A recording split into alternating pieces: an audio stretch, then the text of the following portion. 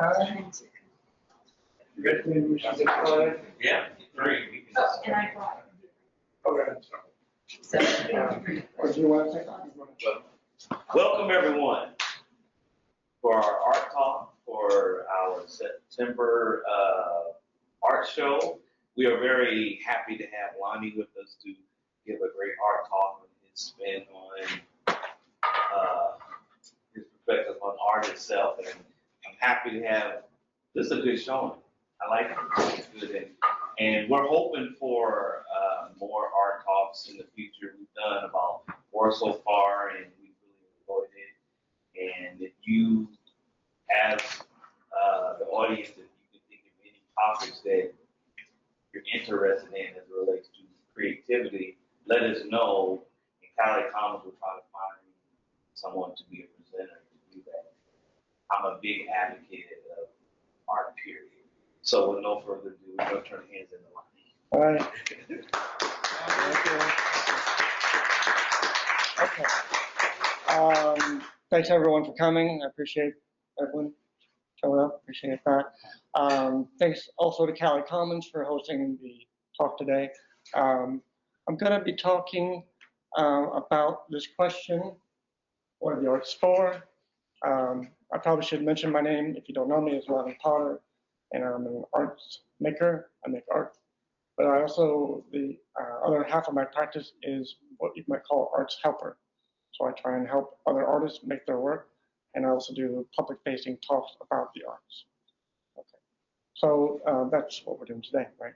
So the topic for today is, what are the arts for? And in order to answer that question, or to answer any question about the purpose of something, there's actually 2 questions you can break that down into. One is, what does that thing do? What does it make happen? What does it produce or achieve? And the other is, why does it matter? Why is it important?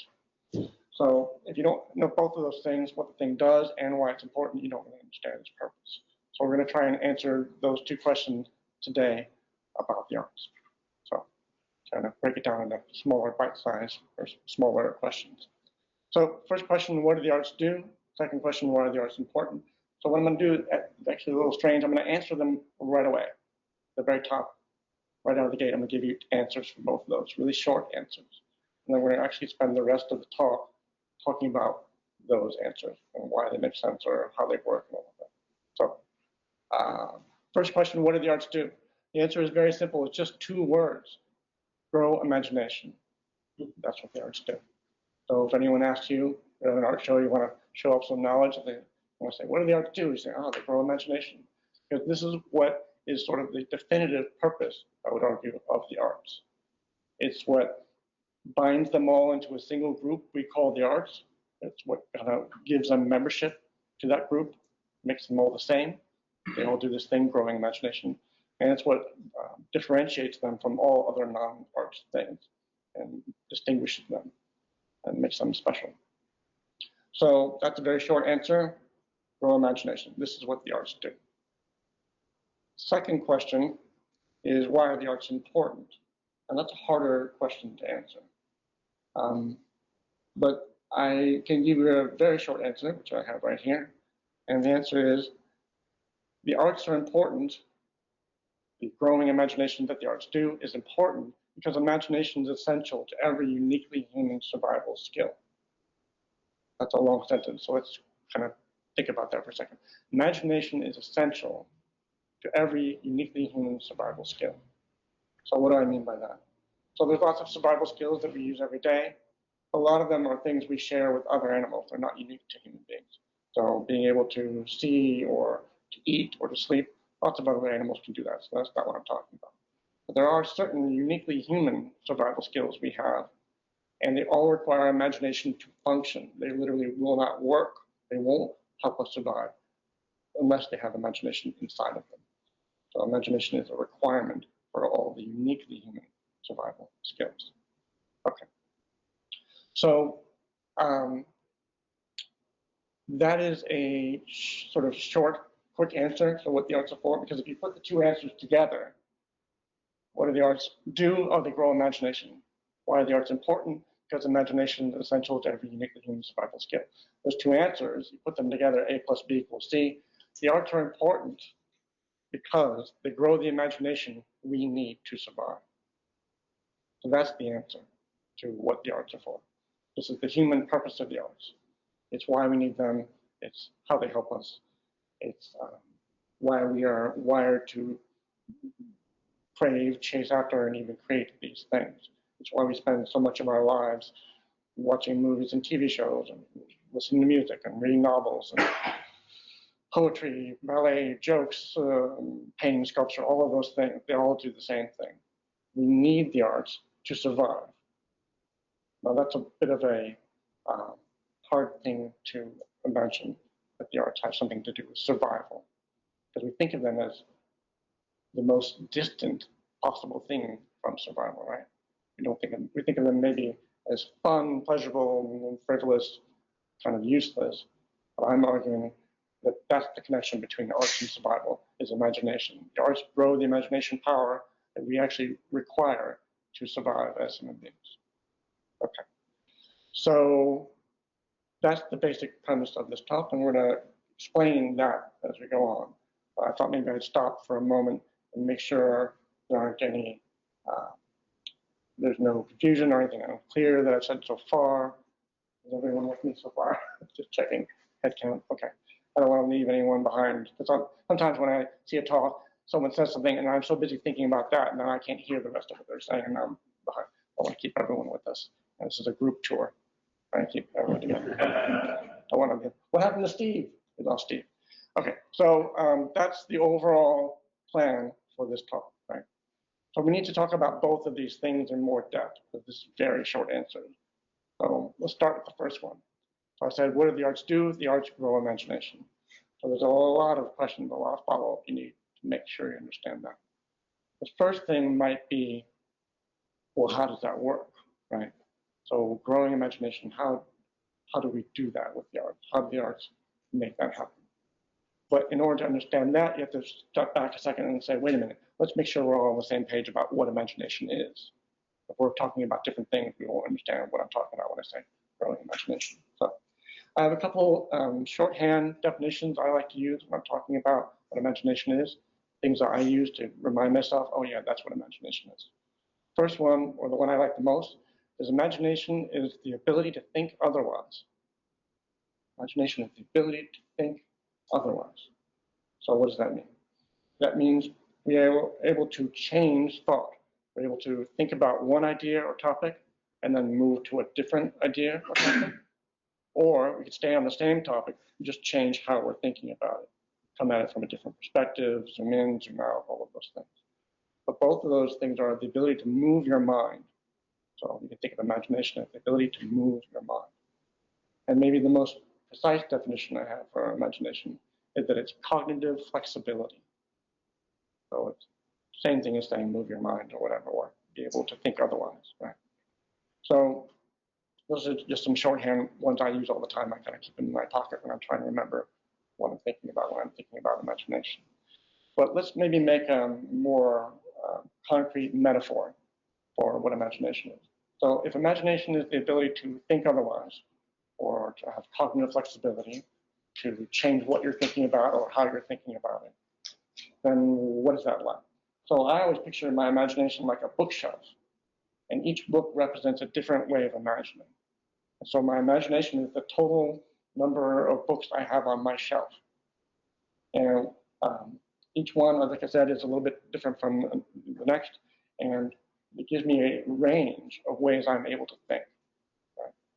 So that's each one of us. We each have some sort of range, some sort of array of options that we can choose when it's time to think in some way.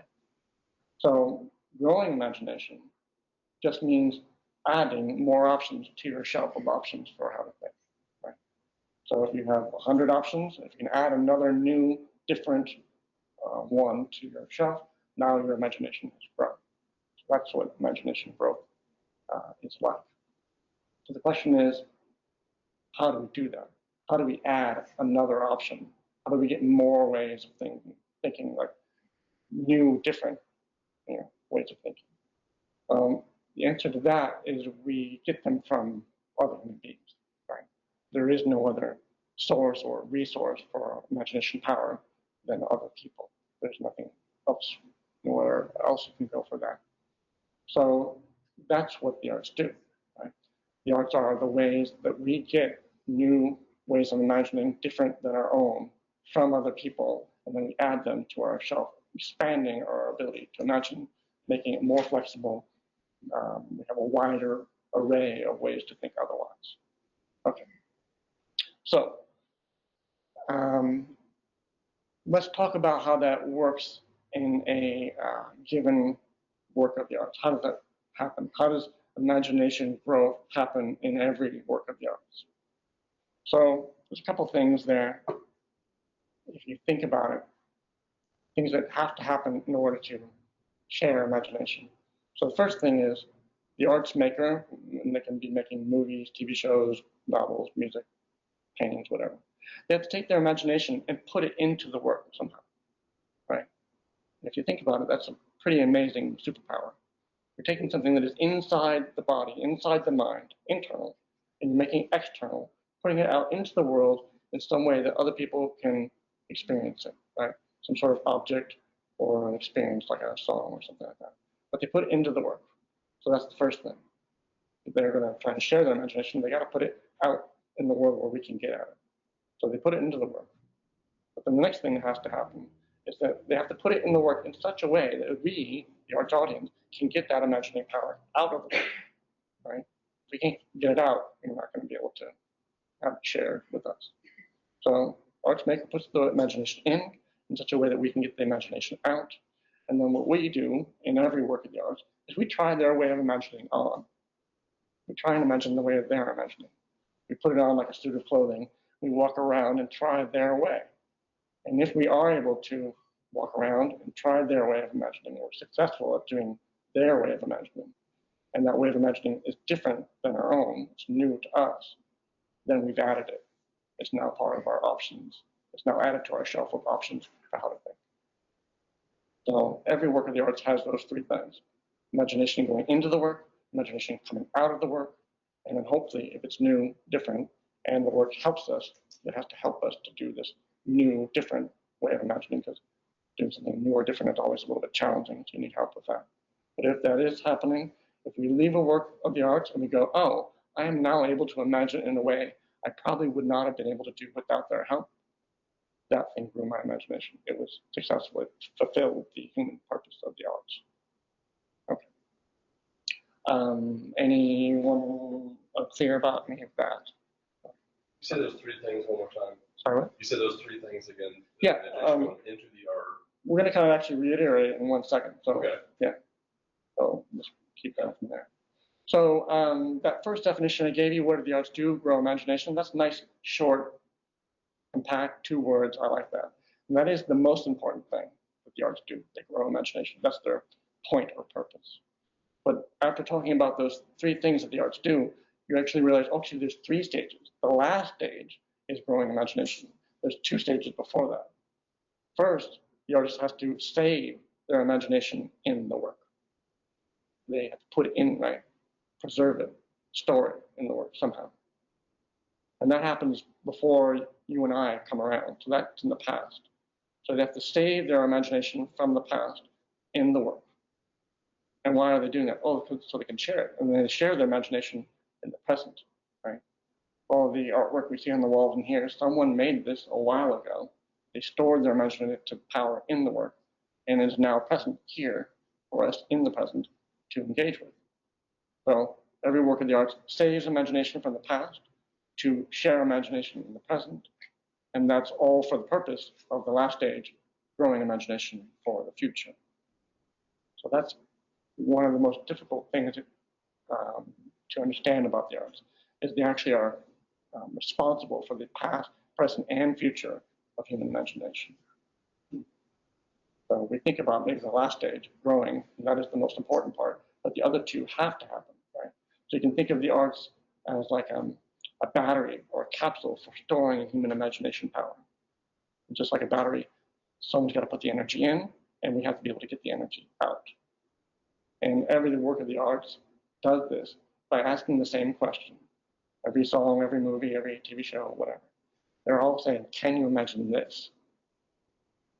And if it's new, if it's different, it'll be a little bit of a challenge. And they're going to help you.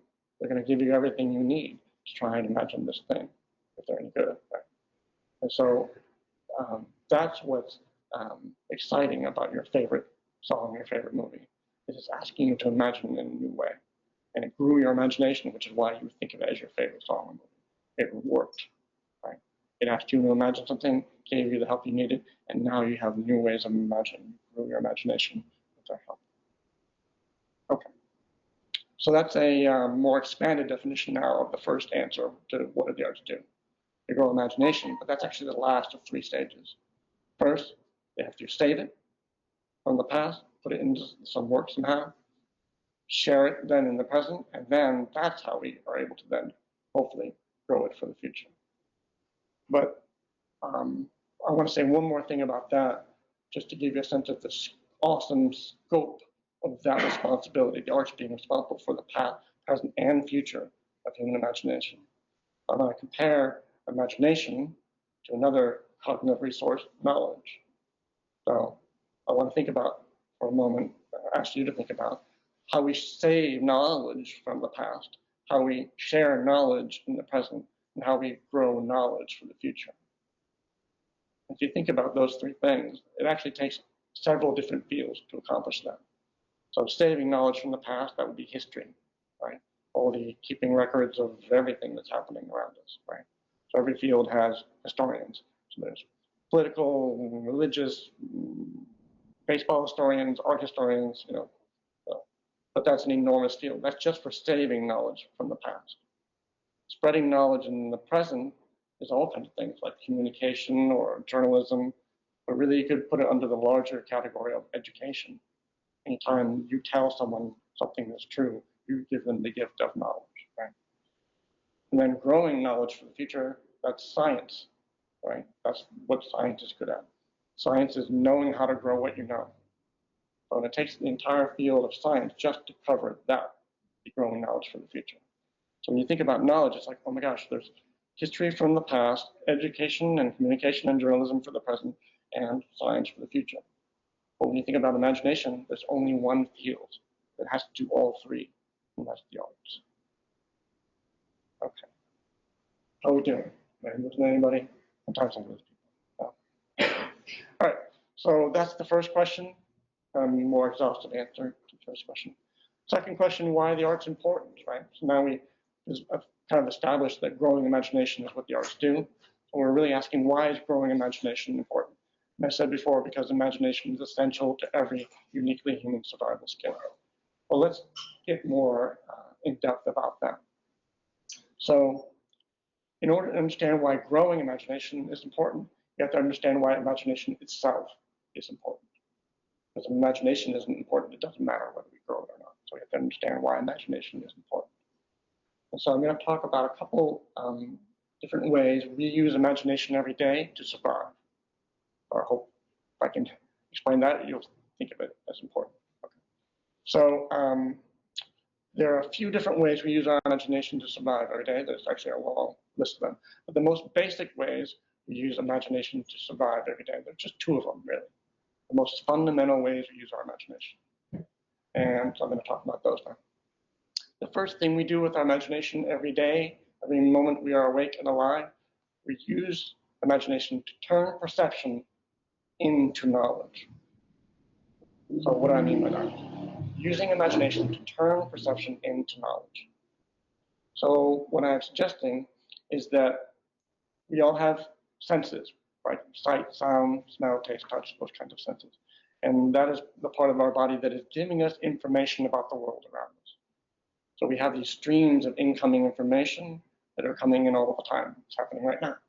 You're seeing things, hearing things, smelling, tasting, touching, feeling the clothes you're wearing and the seat you're sitting on, right? So you have information coming in. But the problem with this information is it's just raw data. It's just a stream of bits of information. So you have to have some force that can take these perceptual stimuli and turn them into something that you can use, right? And we need to take these sort of like an unsolved puzzle that has to be put together.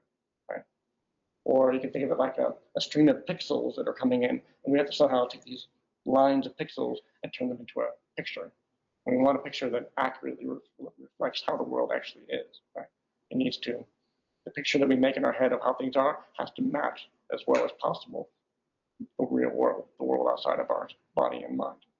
So the only force we have to be able to do that is our imagination. Cognitive flexibility is how we turn perception into knowledge. Our imagination is actually what constructs our knowledge from the bits of information that our perceptions are giving us, right? It's what makes sense of our senses. Okay, so quickly, the way we do that is we ask questions and we make guesses. Information coming in, we go, what's that? What's going on? Who's that? Where am I? We ask questions, and then our imagination has to just make the best guesses it can about what's real, about what is, what's happened. But both questioning and guessing require imagination. You can't make a question, you can't make a guess without imagination power. So that's one of the most fundamental ways we use our imagination is to turn perception into knowledge. And of course, it's a very important survival skill. If you cannot tell what is happening around you, you don't know where you are, you don't know what's happening, you're going to have a really hard time surviving.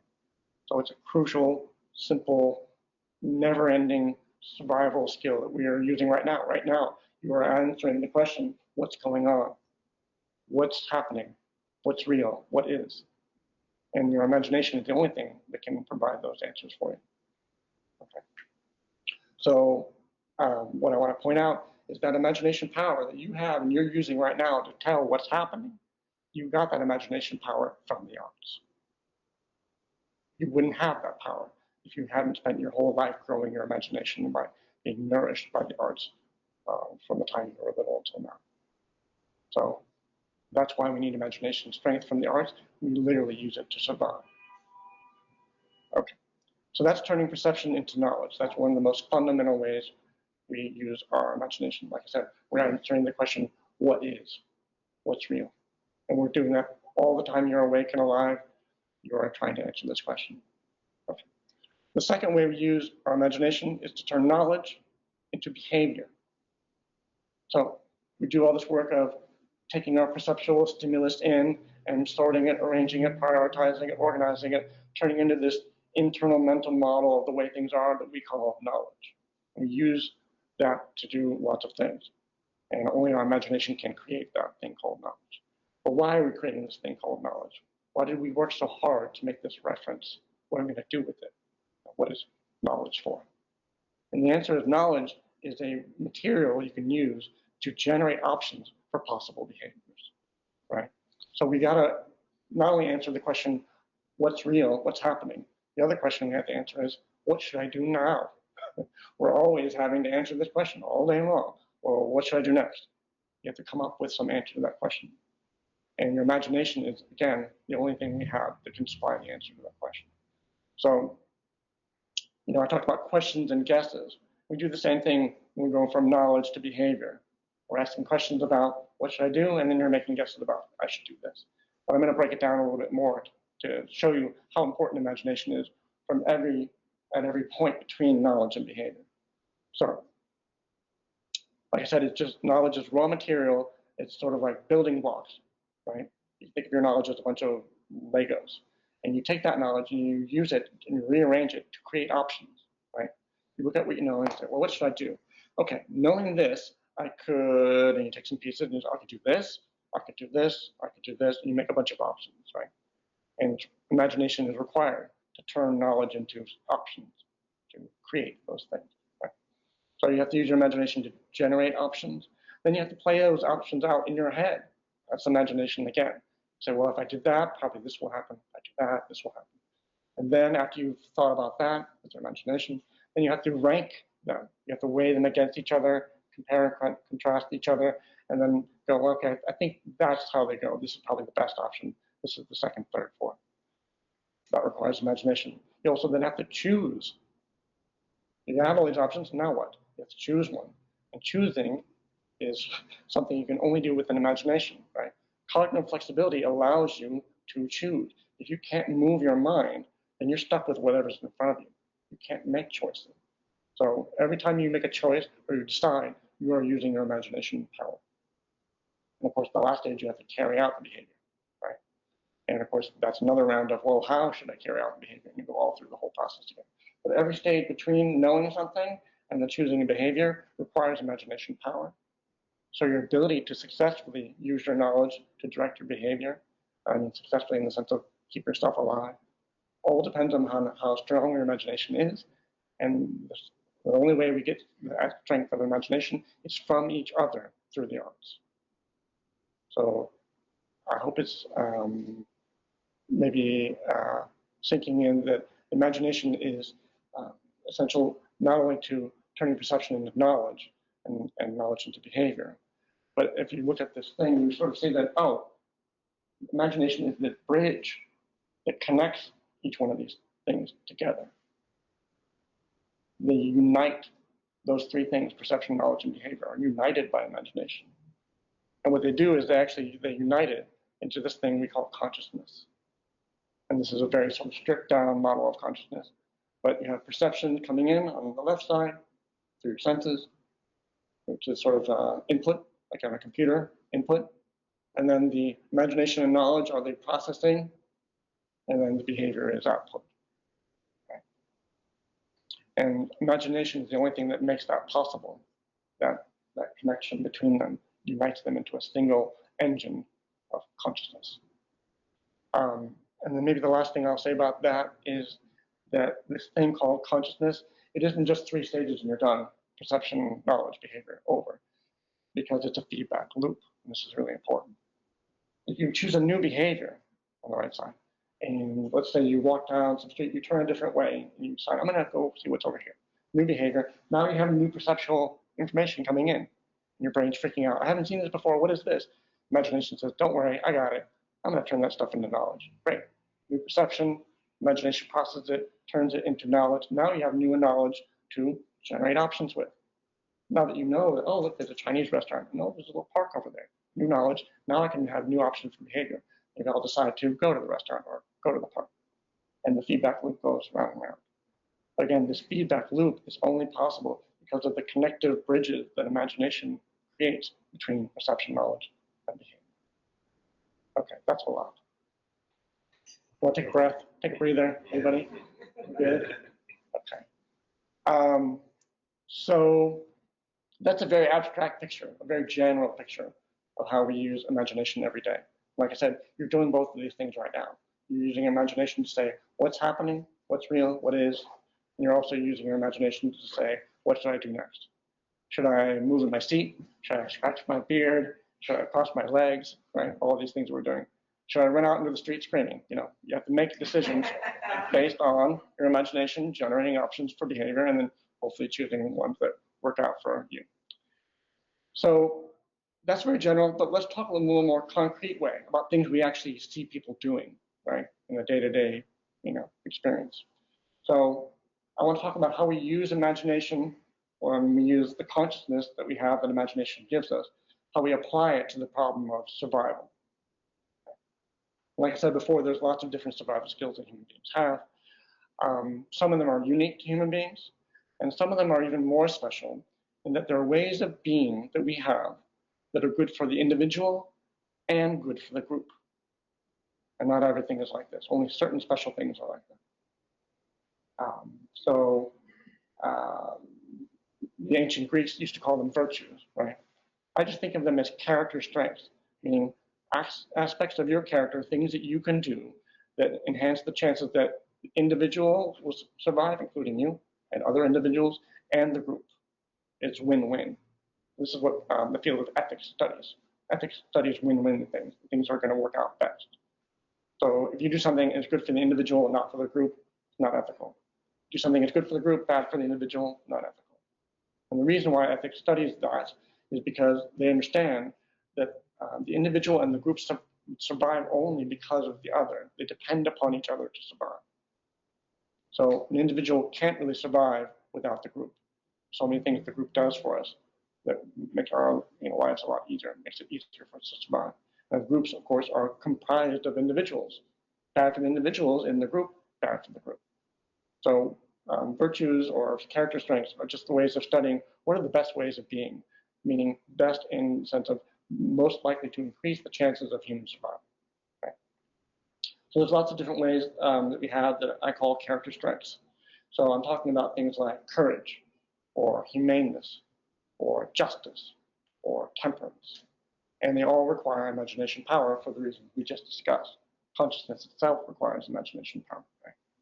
But I'm going to just pick one to give you an example of what I'm talking about.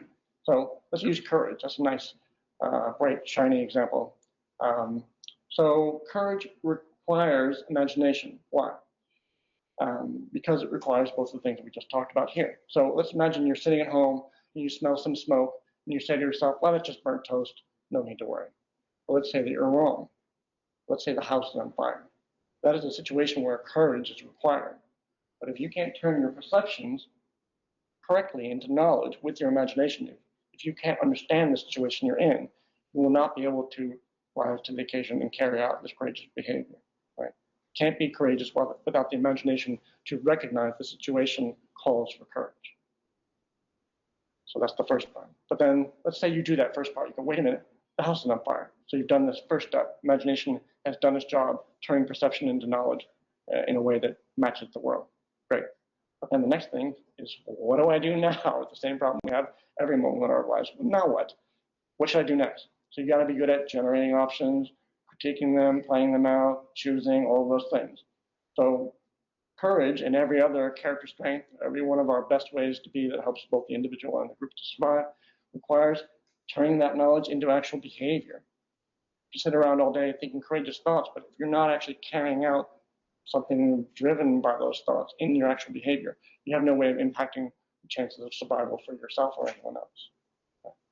So that's maybe a concrete example of why something like courage, a character strength like that, requires imagination.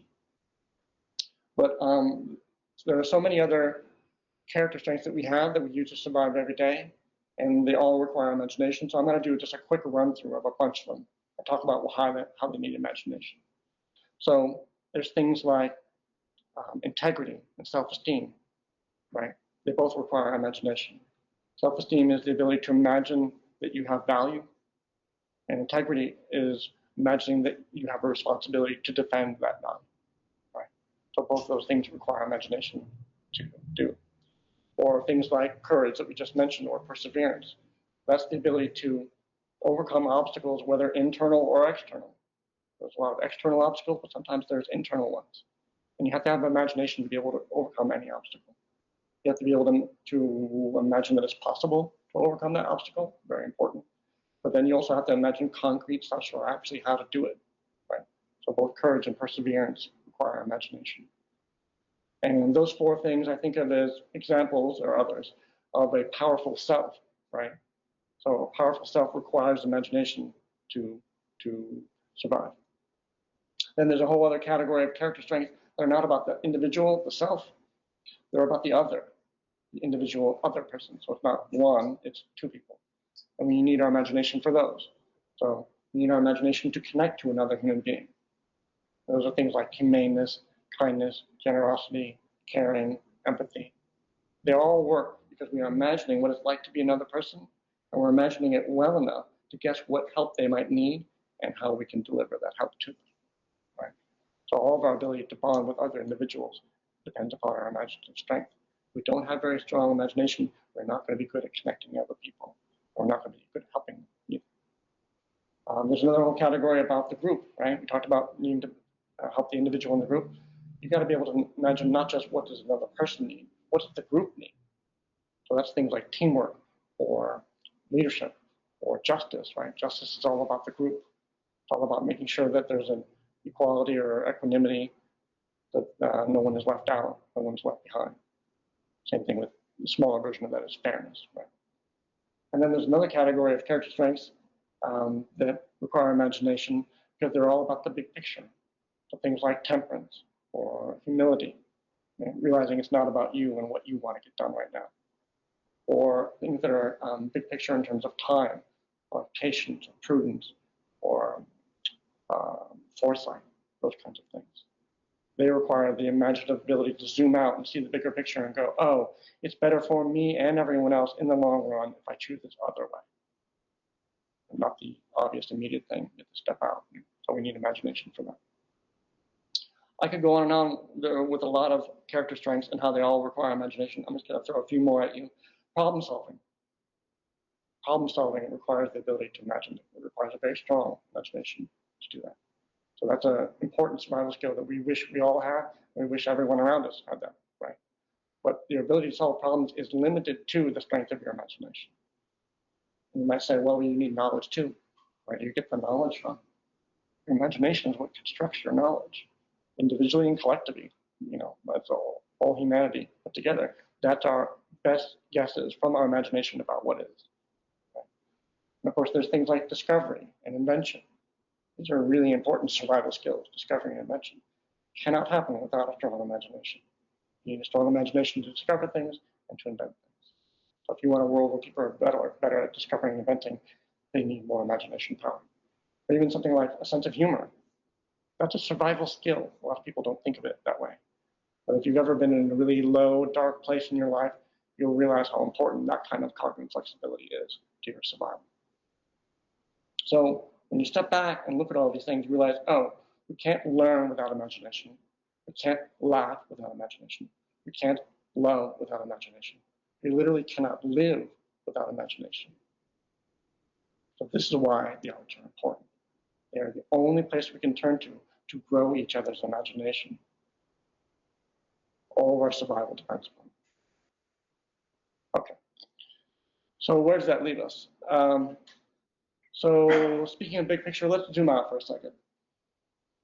Let's think about the course of your life. Like I said earlier, each one of us starts with imagination. We are all born with an imagination. I think it's unique, individual. That imagination has never been seen before and will never be seen again. But that's just the seed. The imagination you have now is that seed, plus all the different ways it was fed and nourished over the course of your life. And you've been doing this your whole life. You've been playing with toys or dolls, or you've had lullabies and nursery rhymes and fairy tales and cartoons. And your whole life, you've had all these different ways that you've been growing your imagination. And you spend a large amount of your time investing in things that are going to grow your imagination. Think about how many hours a week or a year you spend with movies and TV and novels and music and all these different things that we pour so much of our time into this imagination growth. But the strange thing about it is that we do it unconsciously. Don't really know why we're doing it. We just have an automatic program that says, do this all the time. Do this as much as you can. And the reason it's automatic is that survival required it to be automatic. Survival doesn't have time for you to figure it out. Survival says, look, just do this, dummy. Takes this pleasure. I'll give you a little dopamine hit or whatever. Keep doing this behavior because we need you to do that to survive. So that's the strangest thing about the arts, is that we've been doing it our whole life. We're going to go watch some movie when we get home today, probably, or listen to some music in the car or whatever. But we're unconscious of it. But again, it was sort of required to be unconscious, right? And that's the interesting thing about people who study survival. They see that organisms only repeat behaviors, large scale and long term, if it enhances their chances for survival, right? If the whole species is doing it, and they've been doing it for many, many hundreds of thousands or millions of years, that's needed for survival. And that's what the arts are for us. They are a repeated behavior that every human being on Earth does some form of, and they've been doing it for, we don't even know how long. We have cave paintings that are 50,000 years old. Other things are closer to 100,000 years. So both of those things sort of point out to us that there's a reason we're doing it. And survival is the reason. So if you think of your whole life as being, my whole life was always unconscious. I was enjoying the arts and spending a lot of time with them, but I didn't really understand what they were doing or how they were helping me or why they're important. But that is, in the microcosm, what the entire human species has been doing all of this time. We've been growing each other's imagination with the arts for all this time, not really understanding what's happening, don't understand why it's important, don't really understand how it works. So the question is, what now? If the things I'm telling you are true, if I'm giving you knowledge, helping you turn your perceptual skills into knowledge today, which is my goal, My goal is on this side, perception and the knowledge, right, the left side. If that's true, then what are we going to use that knowledge to do, right? What new options for behavior can we generate with this new understanding of the human purpose of the arts, or what the arts are for? And this thing I would suggest is that we can take this unconscious thing and make it conscious for the first time. It's never been conscious before. We've always been doing it accidentally, incidentally, following the automatic program. And it's really just shooting arrows in the dark. We have no idea what we're doing, and so the success is pretty low. The success rate of the arts is actually very, very low. This is why we have to keep going back, but most of the time it doesn't work.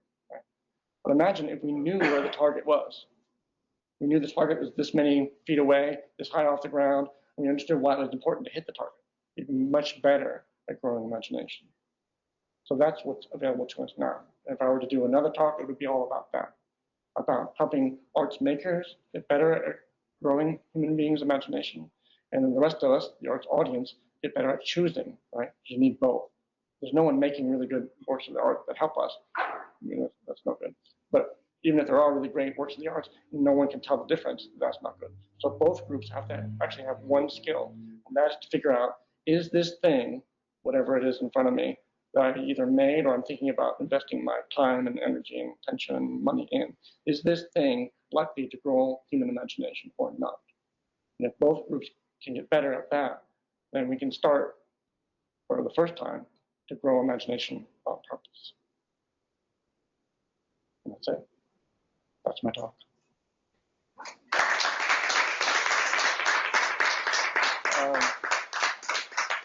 Appreciate it. That was fast. I went a little faster probably than I meant to.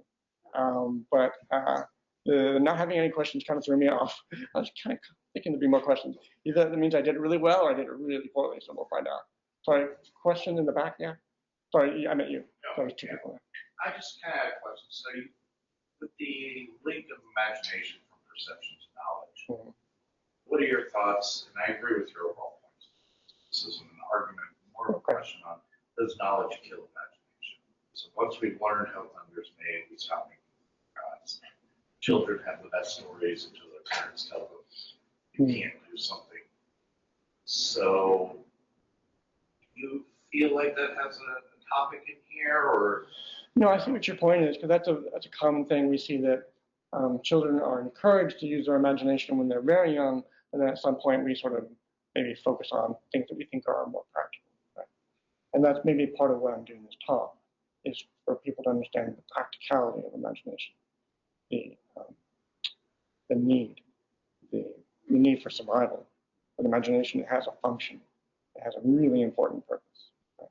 So people would understand imagination better, understand why it's so valuable and important to our survival, they would be more likely to encourage people to continue to grow their imagination. So I don't think it's really the problem that knowledge ruins imagination. Like I said, knowledge is actually what imagination builds all of its imaginings out of.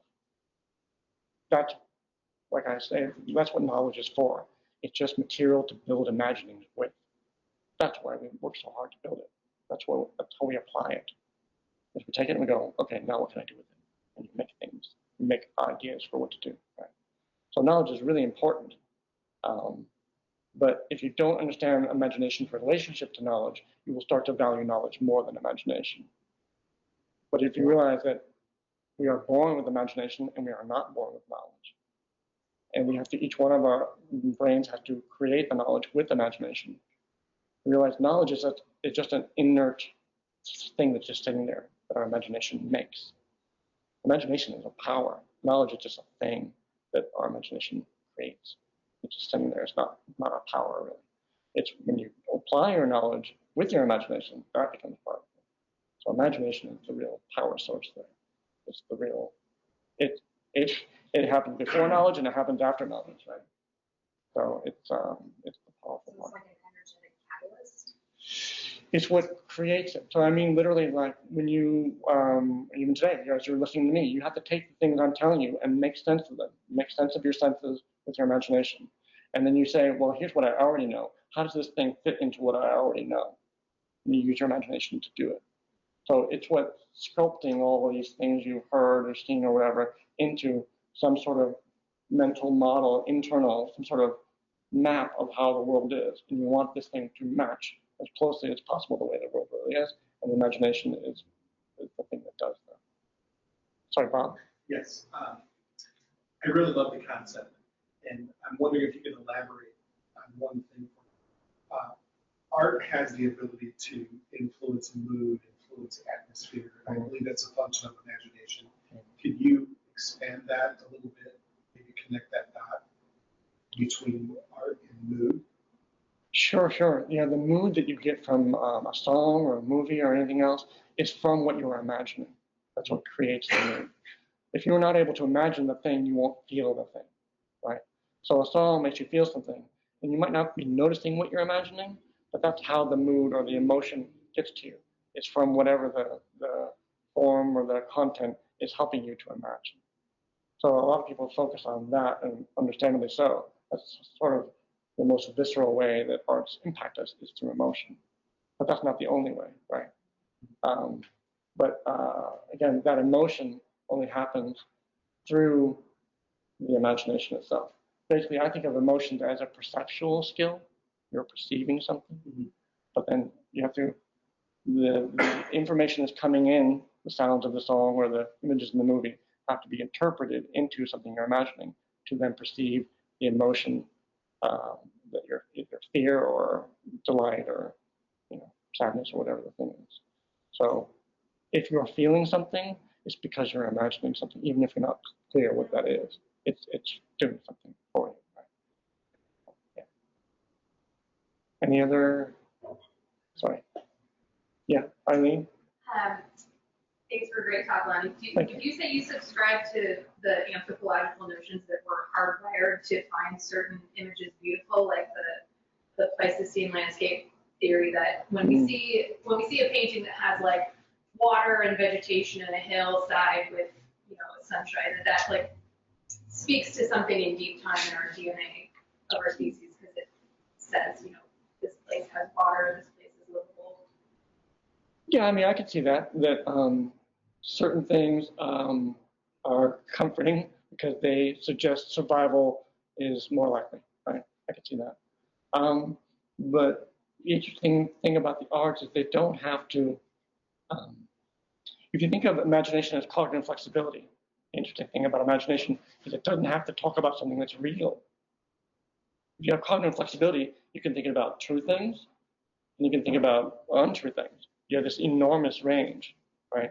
And we need it to be as wide as possible, because who knows what kind of flexibility we're going to need. So there are works that have things that are asking us to imagine about things that are true, or things that are possible. But of course, we can also imagine about things that are impossible or improbable, or So that's the fascinating thing about imagination growth. You can get it from both. You can get it from imagining about things that are actual, that are true, pointing your imagination at that kind of problem. But of course, we also need to be able to think about things that maybe aren't yet, right? To be able to make those things happen. Sorry, Luke? I just wanted to say also, I really enjoyed your talk. Thanks. And I'd like to talk to you in the future a little bit about this if you're interested. But one of the things I've been working on is just like the idea of elasticity. And I think the idea of imagination as reason why we need to like approach the problem set, solution sets, and the experience sets of the world kind of in a way. Like I have a framework that really talks about how you move from your own imagination into spaces that help you to break apart and articulate the ways you can think about things as teams and organizations, and really like the three perspectives I'm interested in are kind of me, us. Essentially, how do you imagine as we is like part of it, and how do you understand the entity, organisms, superorganisms that we create that overlap each other and such need to be able to tell themselves about themselves, which is actually another level, another order above that, which is really us creating meta stories together that self-reinforce the system or the collective and the purpose that's inherent inside of it, Right. which I think mostly doesn't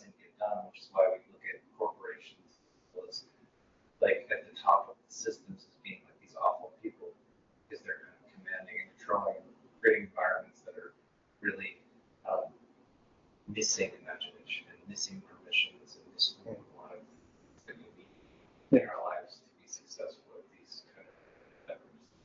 Yeah, I mean, that was again one of the categories with all the things that have to do with groups, and I mentioned just a few, but there's so many things we need imagination for in terms of how to connect to each other, not just as one-to-one, but as a group. It's a very different dynamic, right? So it takes a very special kind of imagination to think not to what do I want, or what does my friend want, or what does the group need. You have to be able to zoom out a little bit to do that. A lot of people just simply don't have that that kind of imagination power, right? But maybe another thing to point out about, you said elasticity, right? Yeah. Yeah. So maybe another sort of thing I can throw in here is that you can think of the center of this image, the knowledge and imagination, you kind of put those together, that's cognition, right? Your ability to use your mind to do things. And imagination is the flexible side of cognition. So I said imagination is cognitive flexibility. Knowledge would be cognitive stability, right? What's in your head and what's in the world match, they're the same. But we also need to be able to make our mind different than the world. So that's what imagination allows us to move it around and be outside of that. So all of our flexibility comes from imagination. So our cognitive flexibility, our perceptual flexibility, our behavioral flexibility, all comes from the main source, which is imagination power. So if you think of survival as a question of adaptation, right? Adapting to changing circumstances, harmonizing with your surroundings and dodging the threats and taking advantage of the opportunities.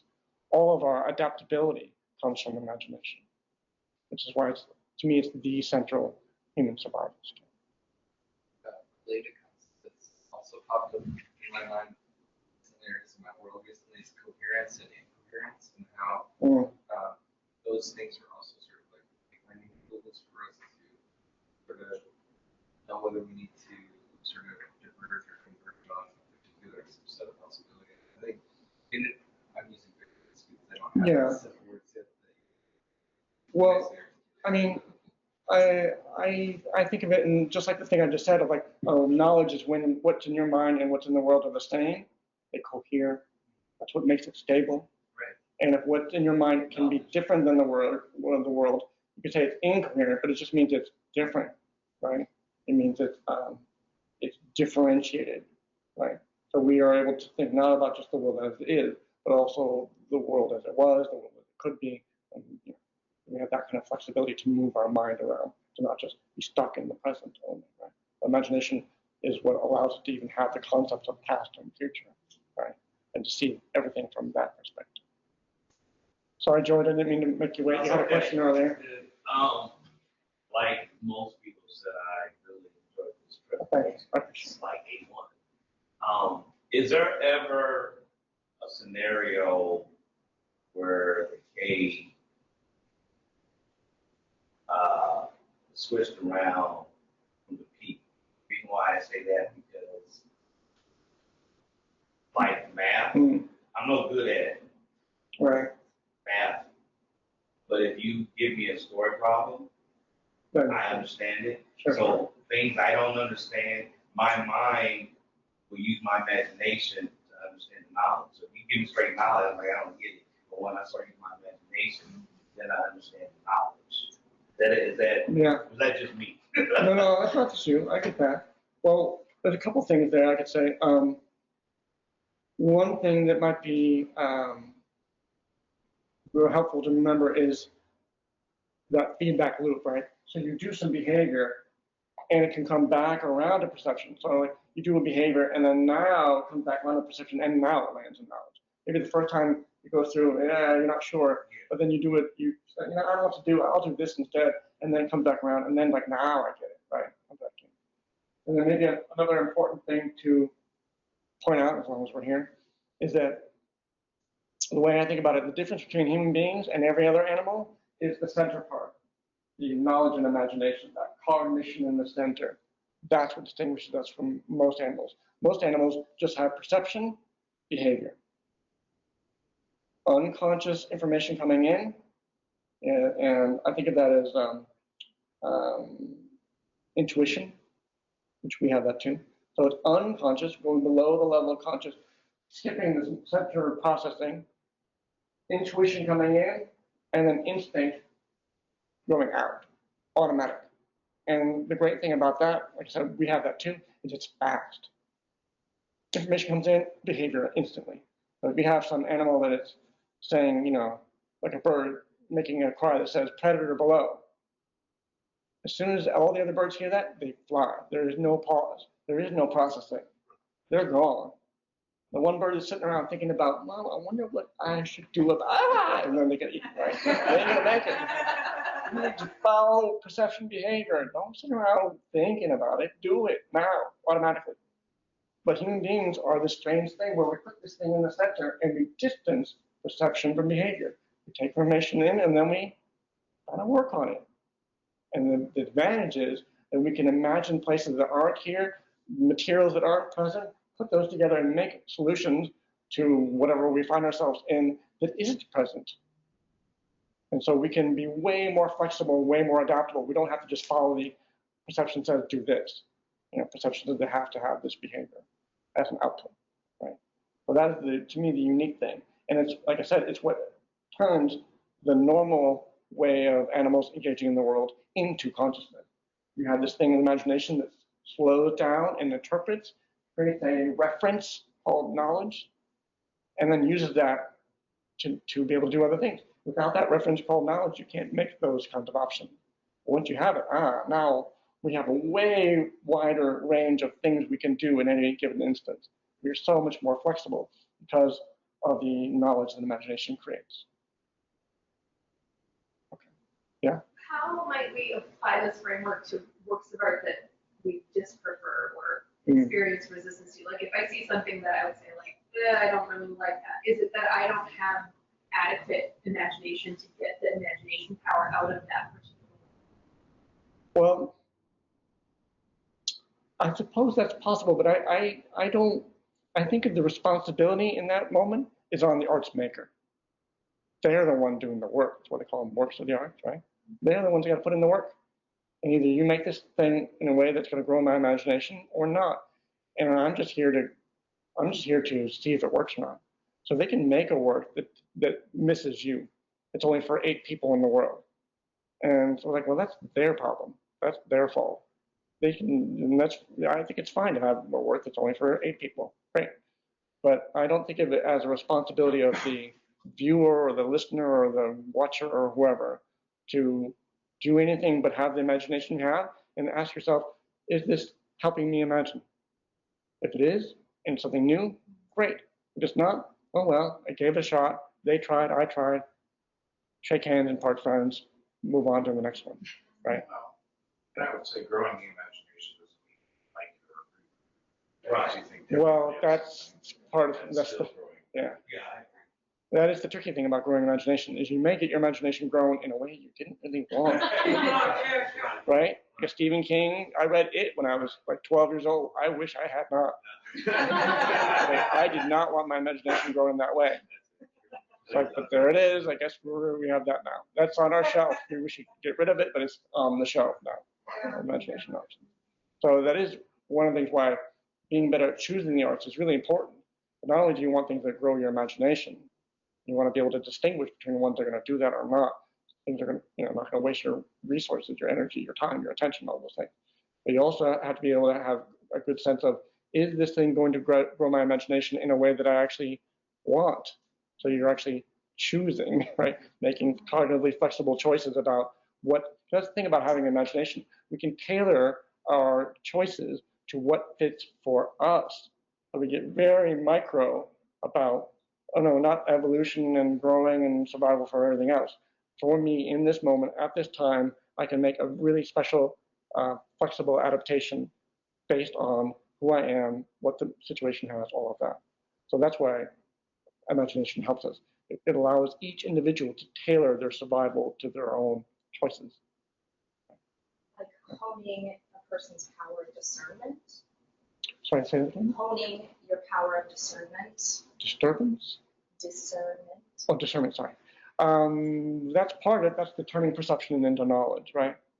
If you're discerning, you say, oh, I think this is what this means. This is how that works. But you are discernment. I guess you could call that a imagination power, or maybe judgment, right? In sense of like making a good call, like being able to discern the art that we resonate with. Oh, I see what you mean. You're talking about art. I was thinking discernment in general. So yeah, I think you can build skills as an art chooser. You can learn about what kinds of signs there are that this thing is going to grow your imagination. I could probably do a talk about that. And because the works that grow our imagination best actually have certain characteristics that you can learn to identify. And you can learn, you can kind of quickly assess things about whatever it is, a movie or a painting or something, and say, oh, it's less likely that that's going to grow my imagination, or it's more likely. It has the right characteristics that at least give me hope that this will work.